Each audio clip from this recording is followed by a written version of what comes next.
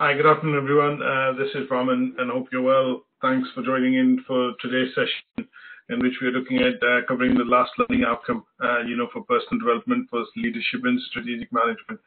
Now, this unit we've been studying for the last 3 weeks, and what we've been able to do in the last 3 weeks is basically look at covering learning outcome 1, which basically focused on, understanding your skills, doing a bit of skills audit, your SWOT, and then looking at, understanding how would you develop these skills if you have to kind of hone and develop your leadership and management, qualities. We also looked at doing a leadership audit, which allowed us to basically look at a bit of ranking in terms of what leadership qualities do you have and why do you feel these qualities are important to make an organization successful in terms of implementing its strategy.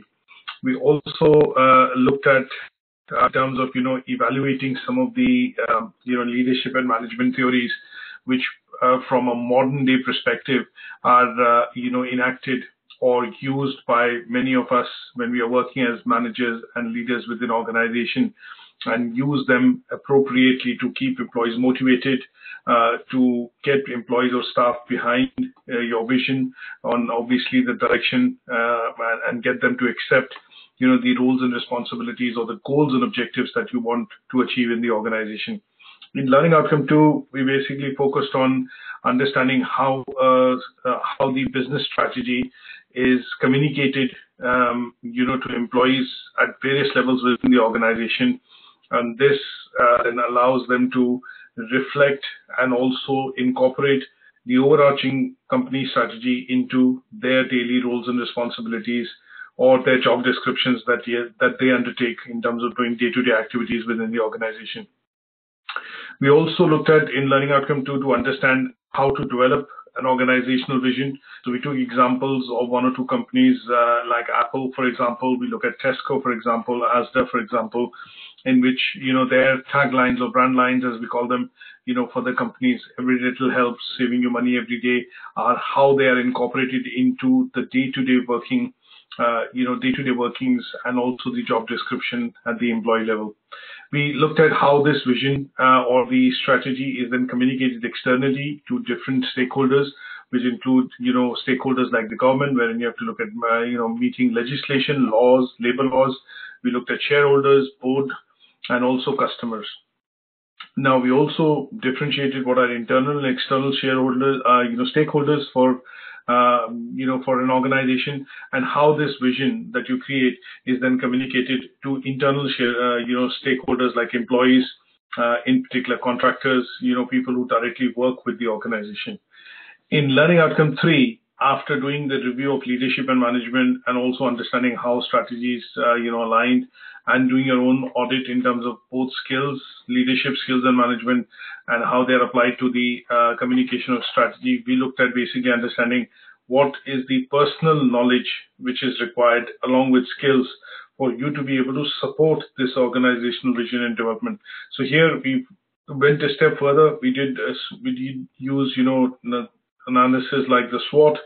We looked at basically developing, a personal development plan, and this personal development plan was getting inputs in terms of, the audits that you've done on the SWOT, the leadership, in terms of skills audit, and then this document, which was prepared for learning outcome 3, allowed you to understand what kind of development plan you need to put in place to, look at developing your own leadership and management skills, and how they would support, the organizational strategy.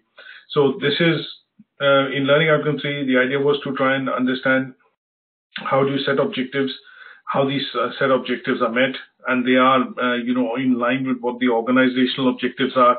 And then here, the idea using the audits and the templates that we've used was to try and understand what is your leadership style, what is your management style, and how do you look at developing some of the things which are required to adapt, change, or reskill, upskill your, certain traits and attributes which are required for you to be able to effectively work towards achieving organizational strategy. And again, here we took the example of Asda and Tesco, and if you're working as a store director or somebody as a person working within the store which has responsibility for, a number of employees. How do you communicate, that vision which is decided at the board level when targets are given every year, to kind of, imply and, adapt them to employees that work within the store on a day-to-day basis, or as the operational team which works within in a particular store. Now, in Learning Outcome 4, we are looking at basically reflecting on the benefits of personal development, the kind of activities that you undertake, which will help you develop your personality, look at developing your leadership and management skills, and how this is going to overall help in the growth and the achievement of targets which are set by the organization. So in this learning outcome, we are going to cover 3 assessment criteria, 4.1 and 4.2. And there is a distinction criteria which basically looks at reviewing the progress that you've made against your PDP in Learning Outcome 3 that you've prepared. So you have to go back to the personal development plan which has been prepared in Learning Outcome 3, and then we look at doing a bit of a review after 6 months, 3 months or 6 months, traditionally speaking, to see how you're faring on the achievement of that plan or the SMART targets that you have kept in the personal development plan. Now, in terms of the content, what we are looking at covering is, when we say be able to reflect on the benefits of personal development, is what we are looking at understanding is how do we do review within the organization, how these reviews benefit and give you a status of the employee performance at one particular point in time. Say, for example, when you do annual reviews, performance appraisals are done, how these are used as tools and techniques to be able to pick out those gap areas, weakness areas, and how do you acknowledge success for the people who have actually achieved their targets, met their goals, and have contributed positively towards the organization's goals and objectives. So we will look at some of the performance management tools and techniques. And apart from that, we're also going to look at is what are the sources of information from a point of view of strategic management.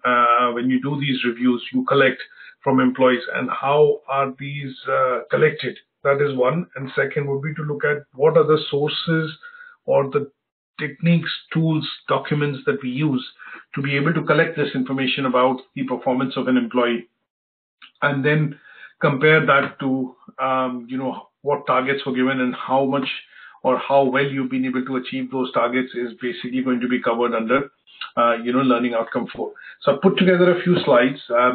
I've got about a couple of slides that I want to focus on in terms of this discussion for the learning outcome. And apart from this, once the session is over, I'm going to try and email you a particular handout and a more detailed presentation which just covers one of the aspects of appraisals in particular as a tool which managers and leaders use within the organization, which is to dwell on the different types of appraisal techniques and the different types of, what are the benefits and advantages, and obviously looking at, which tool will be more appropriate when we look at, conducting these performance appraisals. So before we get into the slides, what I've done is, as always, the flow of information is looking at, covering some of the key aspects, of key terminology and aspects of, the Learning Outcome 4. And one of the things that we look at in this particular case, when we look at the indicative content, is talking about, how do you measure or review performance. So let's look at, a review, and in terms of getting into the definition of, performance management. Now, what is performance management, and how do we define this as a term? Now, performance management, if I have to put it across as a definition, is that it considers something, it considers how well somebody has actually performed against the set, objectives in the past, and how this is required for you to perform in the future. And the comparison between the two is basically, what is called the performance management. So when I look at, say,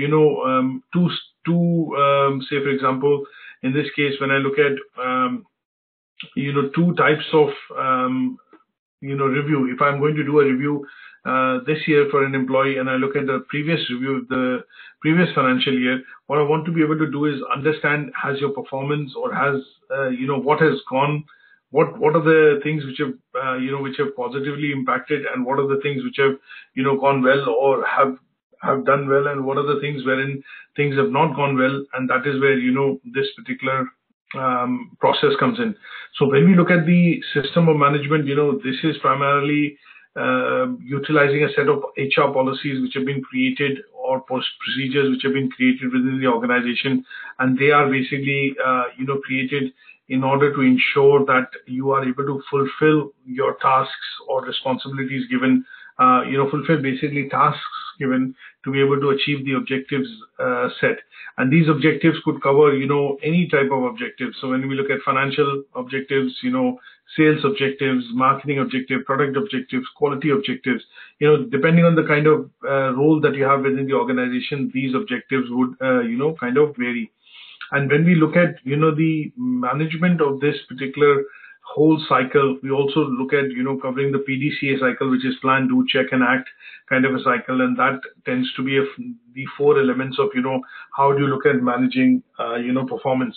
And some of the other elements which step into it, and why we are studying this at this stage, of Unit 4, is primarily looking at, the responsibility and involvement of leadership. We are also looking at how leadership, or how managers are, not leaders, but how managers are in particular able to comply with legislation and some of the industry standards while they give out these tasks and delegation of roles and responsibilities. And last but not the least, what is the involvement of the workforce? When I say workforce, we are talking about staff, employees, people working within the organization, to be able to take up these targets and then actually go out and achieve these targets is what will be, the process of, looking at performance management. So basically 2 points of reference. And when we look at 2 points of reference, how you performed across these 2 points of reference is something that we will look at, covering under something called the concept of performance management. Now, if I have to get into understanding what are the reviews, what are the objectives of reviewing performance for an employee and for an organization? So just a few points here. Now, when we look at because you work for a company, you get paid for it. Your performance is a set of activities that you've carried out with the aim of actually achieving the goals which have been set for you in your job description. Now, if you end up achieving these, you are in line to get some sort of, positive incentives, or I would say some sort of positive outcomes, which could be incentive, bonus, holidays, any sort of, involvement, which I would say, which will go along as as an additional, say thank you from the organization to say that you did well, you've done it, and, we reward your success by, obviously reciprocating in one manner or the other. So similarly, when you look at organizations, when board or the chairman or, the top people in the organization set objectives, the organization also needs to deliver on some of these objectives. Now, that is, if you have been able to deliver and not been able to deliver, the idea is how do you measure that and how do you review it? That is where the concept of performance review actually comes in. So if the organization has set a goal, say, for example, of achieving a certain target of sales, say 100 million, now the organization would, and the employees and people working within it would need to function at a certain level to be able, which when I say certain level is certain, they have to perform at a certain level to be able to help achieve those targets. So here, organization is looking at measuring efficiency. They're looking at measuring productivity, how close you are to achieving the target. And that would help in individual targets, and that would help achieve the overall target. When we look at employees, they look at their day-to-day job, they look at their performance in terms of the objectives which have been given against which how they are performing, and this then leads to the overall organization achieving, the objective and goal. So if a sales target is given, it's broken down to across a number of employees. And if everybody ends up achieving it, the organization will achieve the target. But if few of them end up achieving it or overachieving it, and some of them do not end up achieving what has been set and have not underachieved, then in that case, the organization will not meet the overall target. But some of the employees, depending on their individual performance, would get rewarded because they've met or exceeded, their targets set. And in some cases, those employees who have not met or have not been able to meet the targets would be in line to get into some training, promotion, I would say development, not promotion, training and development. And this will then be reflected on through from the plan PDCA cycle, Plan, Act, can, that kind of a cycle, PDCA cycle. So here they might look at, the performance appraisal in a different way, because their gap areas will be identified, that why they could not achieve, and those would be then in which the managers would put on some training and development program for them to be able to, gain that skill, achieve that, say for example, gain that skill, get that knowledge, and then overall improving their performance and productivity. Now, there are lots of benefits of, performance review. And if I say, that there are lots of benefits, yes, there are lots of benefits. Why organizations, essentially look at doing a performance review is they want to identify who's done well, who's not done well, where are the gaps in performance, and that can only be done if you do a bit of a review. And this is a daily thing that happens in most organizations, most businesses, most companies, is that, when you're given a certain task, a review is done by a manager to see what you've accomplished or, completed in that day. Now, identification of gap also allows HR and the managers to primarily put training and development into place. Now, if there are things which cannot be fulfilled by existing employees, then it leads to also looking at recruitment as an activity or as an outcome of this process. Now, organizations cannot recruit employees always. If you don't perform well, they make you redundant, get new one in. This also is a costly process, or as a procedure, this is a very costly, exercise for the companies, because they have to look at, placing an advert, looking at doing interviews, a whole process of selection, and then once somebody joins, take them through induction, enrollment, and then obviously at some stage, these employees start performing. So because it's an expensive process, most organizations look at improving the productivity, efficiency of their employees by training them, retraining them, or, putting them through certain different types of activities which allow them to improve their performance. Now, this could be by involving them into, say, teams which are doing well, or teams which are individuals which are performing well. Look at motivational techniques, which we know we fall back into.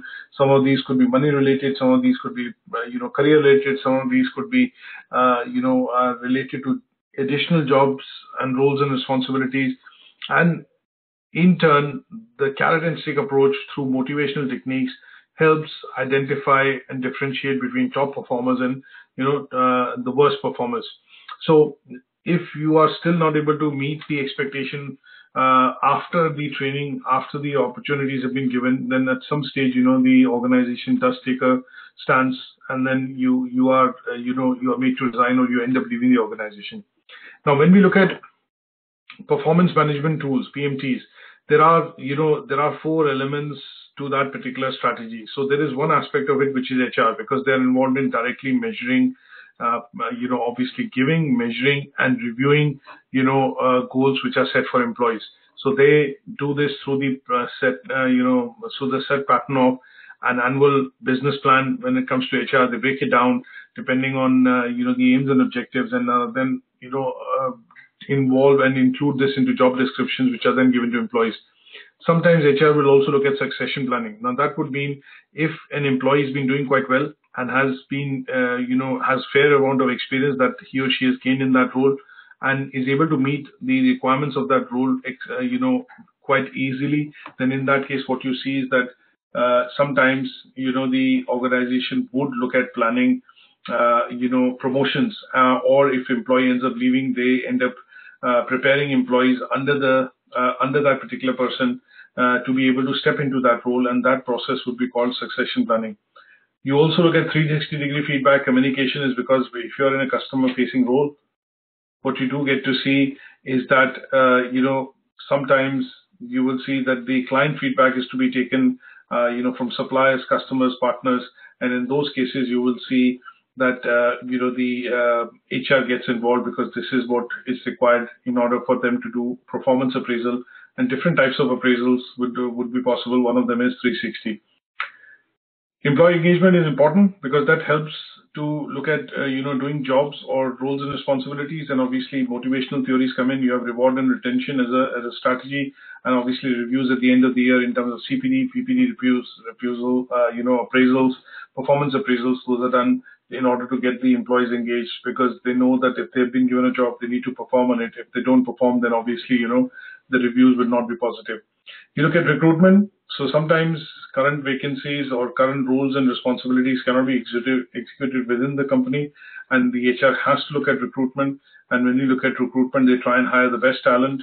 They look at, obviously putting out a job advert, which basically have detailed job descriptions, so that once they get the people in for the process of recruitment and selection, they are ensuring that they get the right fit or right set of people to be able to, come and do that particular job.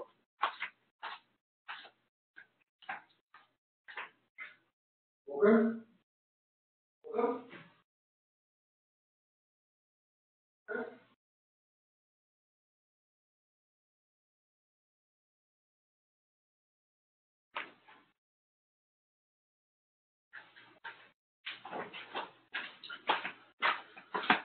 Sorry about that. And then last bit that we look at is basically training and development.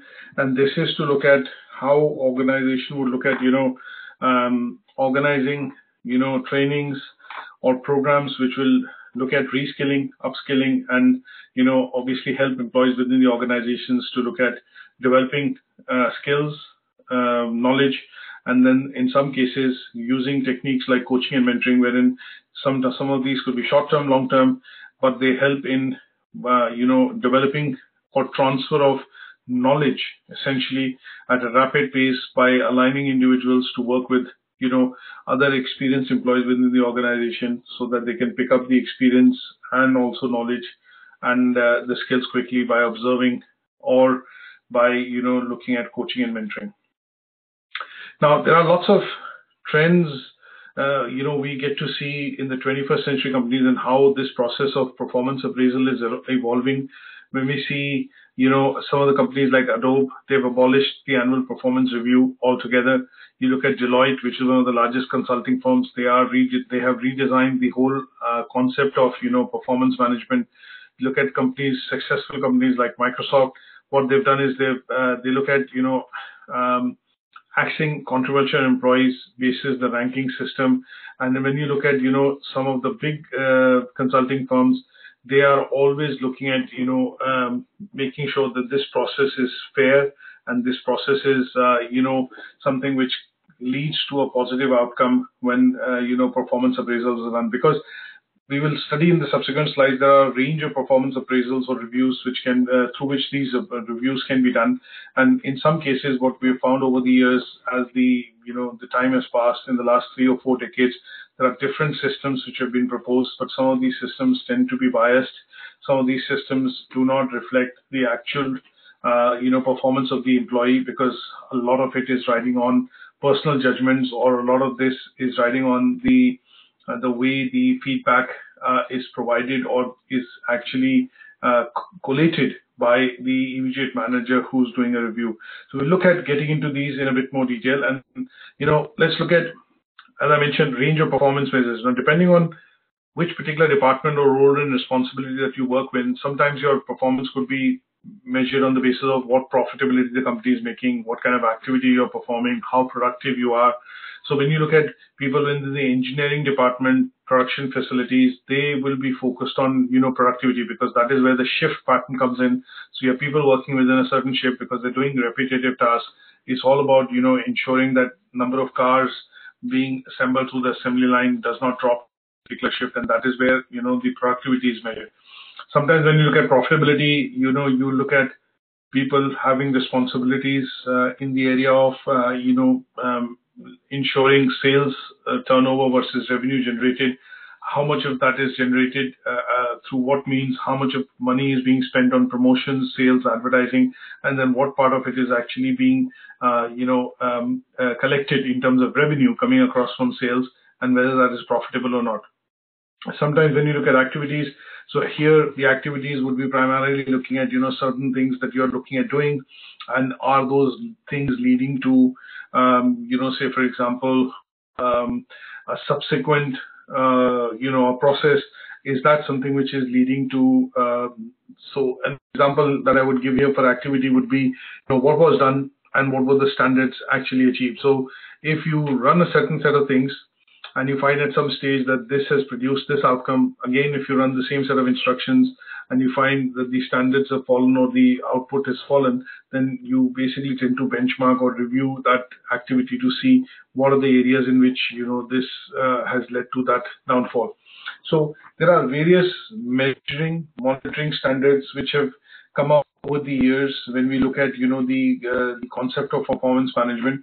And sometimes when we look at these monitoring standards, we talk about how to set performance standards so they are fair, they are achievable. We look at the concept of SMART, so something which is specific, measurable, they are achievable, they are realistic, and obviously they are time bound.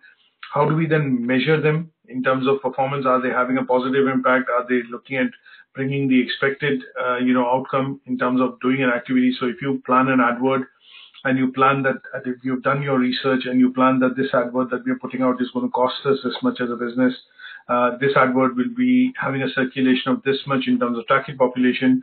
There are so many of these users which will be attracted by the advert or have a need, inherent need, or a pent-up demand. And then you look at the competitors' advertising, and then you evaluate what kind of response you would get. So if you spend X amount of money and you do not get that response, then you look at data which is coming into collate into reports, and that report gives you meaningful interpretations to do decision making. And then finally, what you look at is how do you improve performance. So what are the various things which the leaders and managers actually look at when they do performance appraisals, 360-degree feedback, 180-degree feedback, management by objectives. There are loads of them, and when they do that, what is the output of that coming to?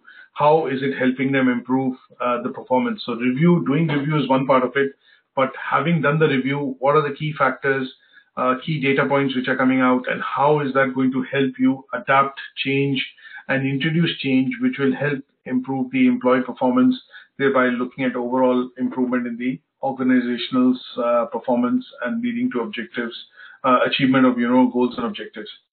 Now, performance appraisal systems are defined as procedures which can be used for collecting, sharing, and using information from different sources. This could come across from internal systems, external systems, and then once this information is collected, it is used within the organization to kind of, let's put it this way, used within the organization to help understand the gap areas, the weaknesses, and then how these can be, turned around for, for the individual and for the organization to help, put forward a better and a strong performance in the coming year.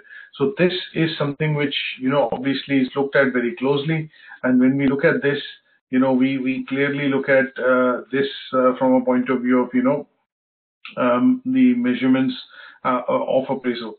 Now, the other thing that we look at is what are the aims and objectives? What are the reviews? When we need to look at doing a review and you're doing it through a performance appraisal, what could be the benefits of it? Why do you need to use, this as a technique?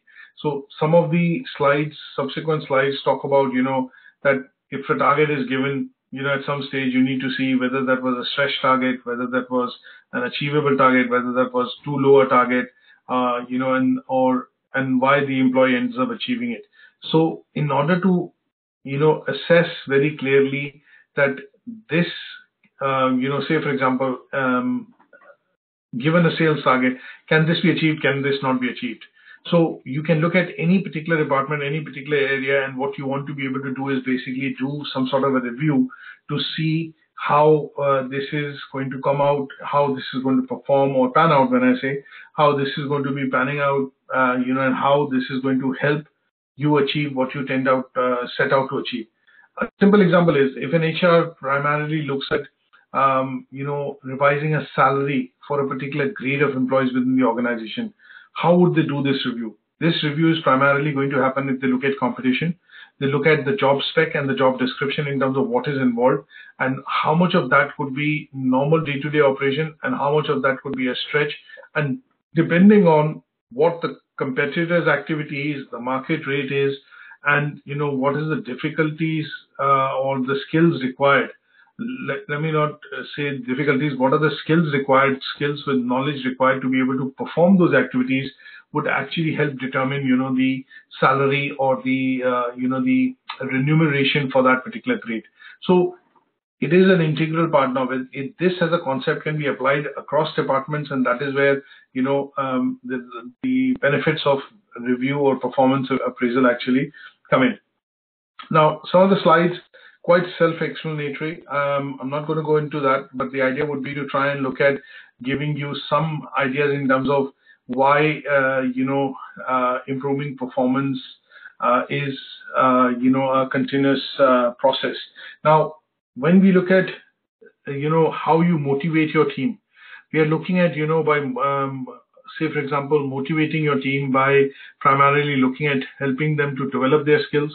You could be supporting them or motivating them by providing opportunities which will allow them to improve, and this improvement finally leads to the achievement of the objectives that you're setting. Now, as managers, we have a responsibility of making sure that managers, and if you recall the difference between a manager and a leader, which we covered in Learning Outcome 1, we were looking at managers who are basically they look at managing day-to-day activities, issues, problems, and they are good at solving these problems. So if they are good at that, then one of the key things that they are also looking at is to do reviews. And when they look at doing reviews or checking the progress of the work which has been given, they need to look at doing this process, or they need to be looking at falling back onto something called review or management, basically review. They have to do that review. How do you check if you've given, say, a small task in the morning to your team? Say, example, you work in a call center, you're one of the call center managers, you have a team of 10 agents, and what you want to be able to do is when you come in the morning, you say, okay, our target today as a team is 50 leads. We want to look at making as many calls as possible, but these calls need to be productive.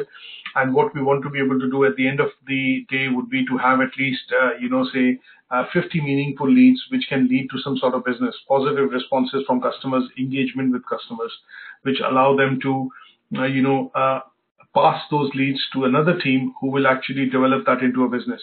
Now, you as a manager would not look at reviewing this, say, for example, in order to ensure that the things are going as planned, what will you do? You'll make some things available. You'll probably put out a bit of an incentive scheme, which will say, okay, somebody gets 5 leads, gets some sort of a reward or an incentive scheme. You put 5, 7, 10, and you know that you divide this target of 50 leads across 10 people.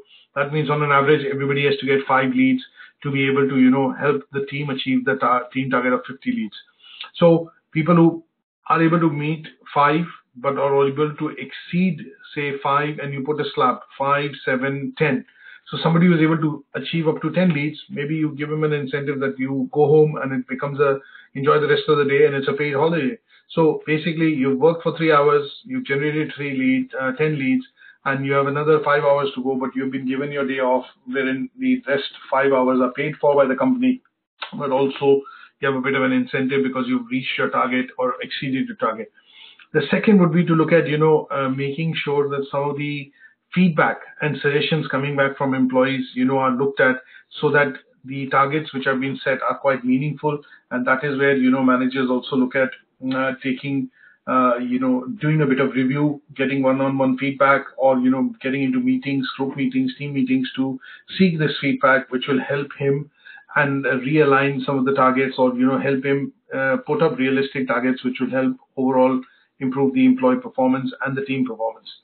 Now, these are measures that you look at when managers have to do. So it is not a one-way street. It has to be looked at from this point that managers take feedback. Managers look at doing meetings to be able to take feedback from employees who are working on those targets. They have to set realistic targets, and they have to make resources available with the employees to be able to go out and achieve those targets. So performance and performance management can be done if a review is undertaken on a periodic basis, and these reviews can be done in a number of ways using performance appraisal as a technique, but we will also study a number of different types of techniques under performance appraisal, and after looking at the benefits and the limitations of how performance management can be done. Now, some of the things that we look at when we look at advantages of a performance appraisal, what are the advantages? So one of the advantages could be that, when an appraisal is done, you look at doing your SWOT, you look at your strengths, weaknesses, opportunities that you get some feedback. This will also help the organization do a bit of career planning. If you're achieving and fulfilling your role, you're exceeding expectations, you're meeting the targets. This also helps in not doing career planning or your succession planning in terms of promotions. Sometimes you will see that organizations do performance appraisal and also they look at placing you in give you some additional responsibility. And this additional responsibility comes in the form of, a placement abroad, maybe transfer to a different set of, operations of the company, because they feel that this is something that you do exceedingly well. It is important for them to retain you in the organization, and it's important for them, when I say them, the organization, to look at a bit of job rotation, and then they give you different opportunities within the organization to develop skills, knowledge, and experience to be able to take up more senior positions within the organization as the time comes. Some of the other advantages could be things like self-development. Most organizations today have something called a career professional development plan, which is reviewed along with your performance appraisal, and it is also called a personal development plan, which is a working or a living document. And this document, you basically put in the set of activities, goals, and objectives that you want to achieve, and then you review it every 3 months, 6 months, update that document because it's a living or a working document. And the idea here is that you keep putting in activities or a set of activities which are required for you to achieve those skills, maybe gain that experience or achieve that knowledge, and that also helps in looking at self-development. Now, performance appraisal also help in picking out gap areas, as I mentioned before, which allows managers to put effective training programs in place.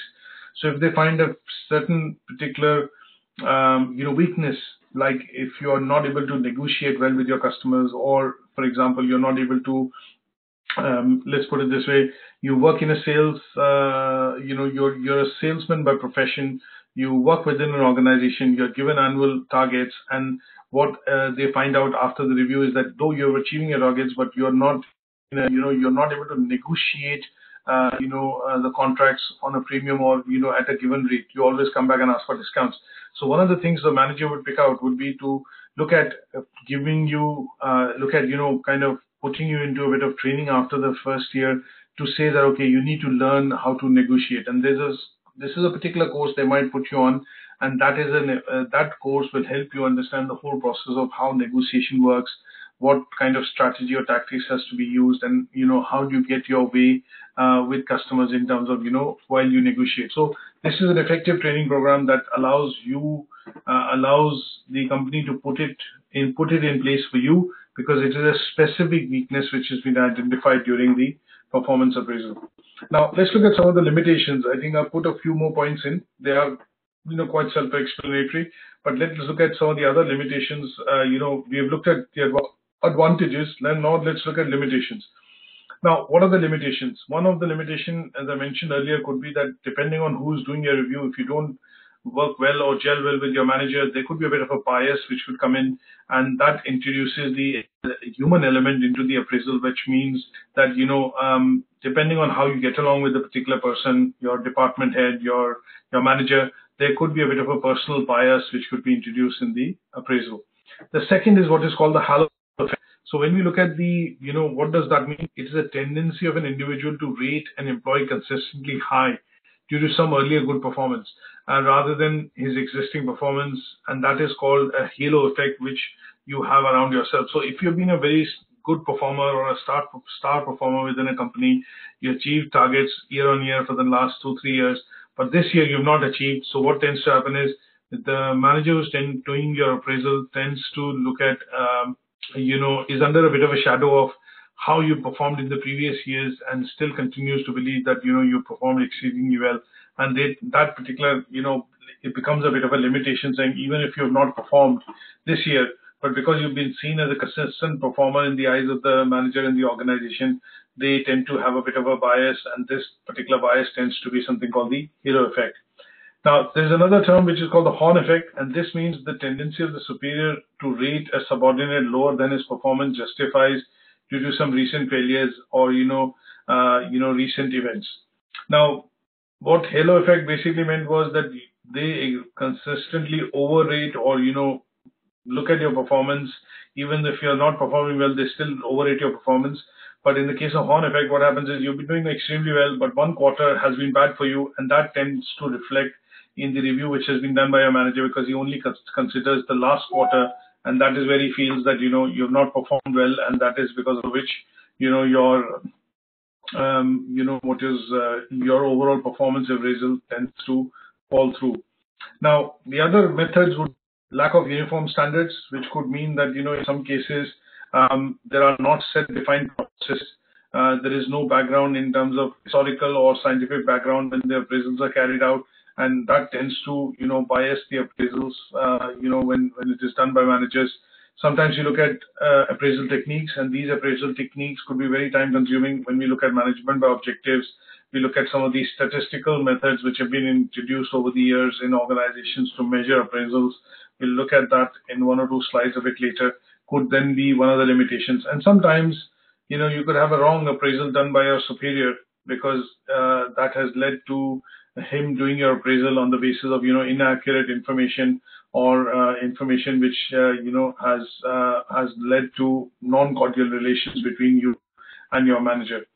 So there are these limitations we have covered in terms of, when we do reviews and when we do performance appraisal, sometimes they tend to be, limited because of the way they are conducted within the organization.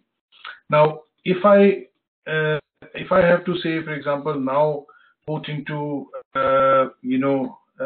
look at addressing some of the assessment criteria. So one of the first ones that we looked at is review and benefit, basically of the, basically looking at the benefits of performance appraisal and how it affects the organizational achievement. So we've done that. Now, the second one talks about, sources of information. Now, what are the sources of information? These are the sources of information. Performance appraisal is one of the sources of information, through which the organization actually looks at collecting information about you and how you performed in that role. So there are lots of methods of performance appraisal. They have been devised into, methods which are, methods like ranking methods. These are statistical methods, and then over the years, some of the qualitative methods have been management by objective, bars, assessment centers, 360-degree appraisal, and obviously the cost of accounting method, which could be applied in the case of, where you are primarily dealing or crunching with, numbers. Now, I've explained the difference between traditional and ranking methods. So if I look at, these are ranking methods, these are traditional methods. When we look at, quantitative and qualitative methods, and what I've done is traditional methods tend to lay more emphasis on rating the individual's personal trait, such as things like initiative, dependability, loyalty, self-motivation, passion, intelligence, experience, in terms of doing those appraisals. And in the ranking method, you look at, when we look at the traditional ranking methods, they basically tend to be, looking at how the employees are, ranked within the organization. Who's the best performer? Who's the worst performer? You've done okay, but you've not met the target, so you go as per ranking within the organization. Now, one of the methods that you need to be aware of, which is quite popular now in organizations, especially the millennial organizations, is that they look at an overall appraisal of that individual, and that tends to be something called the 360-degree appraisal.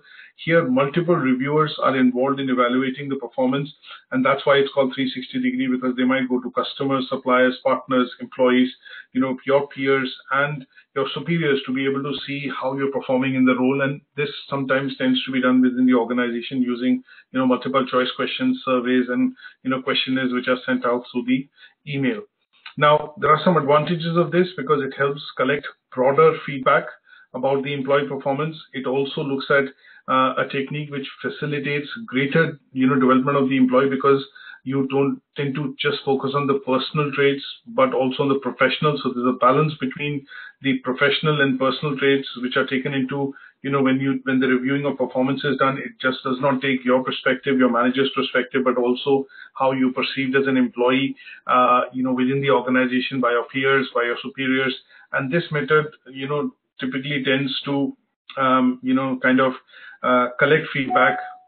The only limitation I would say is collect feedback on a superficial basis. So it sometimes lacks objectivity because, lacks subjectivity, because the method through which this is collected is in the form of surveys, questionnaires, multiple multiple choice questionnaires which are circulated to various employees within the organization.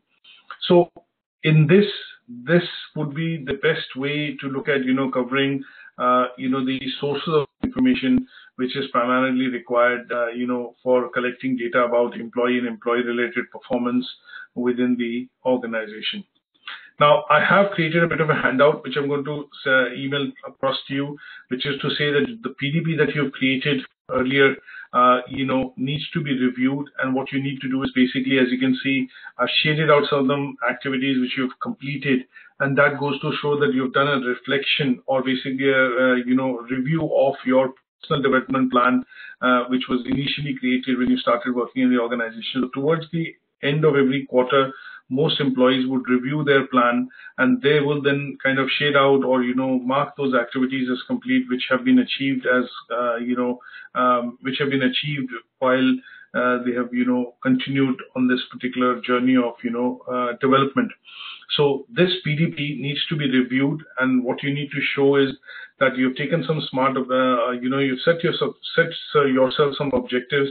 These objectives are using SMART to be, as an acronym, as a terminology, to be able to decide that these are things that you need to accomplish in this year. And when you keep achieving or completing those activities, achieving those objectives, what you need to do is shade show a bit of shading to say that this activity has been completed, and then you move on and set new targets, and that will constitute what is called the review of your personal development plan. So I hope with this, session, it has become a bit more clearer in terms of, why performance review is done. Why is it important, for leaders and managers to do this review? What are the tools and techniques which are used, types of appraisals which are done, and then what are the advantages or limitations, advantages, disadvantages, pros and cons, limitations, whatever you call it, of, using performance appraisal as techniques, why some of the organizations are doing away with this, and then looking at, reviewing your personal development plan so that it reflects on what are the objectives, which you set, and how do you go about achieving those objectives.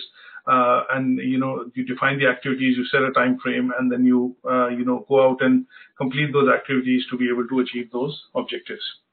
Now, if you have any questions with regards to this particular session, you can always reach me via email or, ask me a question through the forum. But after this session, I'm going to upload the copy of the recording and also this presentation onto Moodle, and an email will follow shortly with one or two handouts to develop a bit of deeper understanding into the assessment criteria, and also looking at, some more background into what is called the, sources of information through which performance reviews are conducted. So there are various methods. I've listed them out only on the slide, but I'm going to send you a bit of a backup presentation to, talk about these methods of appraisal, in a bit more detail, so that you at least have knowledge about how these appraisal methods help in collecting information or act as sources of information, in different organizations where they use different kinds of appraisal methods. So once again, thanks for joining the session today, and I hope you've enjoyed the session. Please look out for the email, and I look forward to receiving your questions and also the assignment, for this particular unit in the coming week. Thank you, and bye for now.